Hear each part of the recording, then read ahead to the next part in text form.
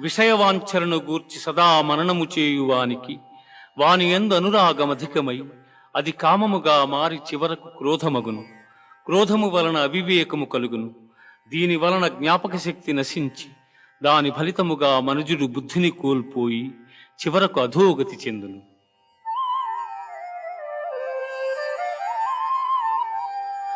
ఏషా బ్రాహ్మీ స్థితి పార్థ నైనాం ప్రాప్య విముహ్యతి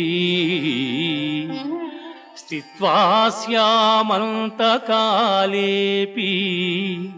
బ్రహ్మ నిర్వాణమృచ్ఛతి. బ్రహ్మ నిర్వాణమృచ్ఛతి. ఆత్మజ్ఞానపూర్వక కర్మానుష్ఠానము బ్రహ్మప్రాప్తి సాధనము కలిగిన జీవుడు సంసారమున బడక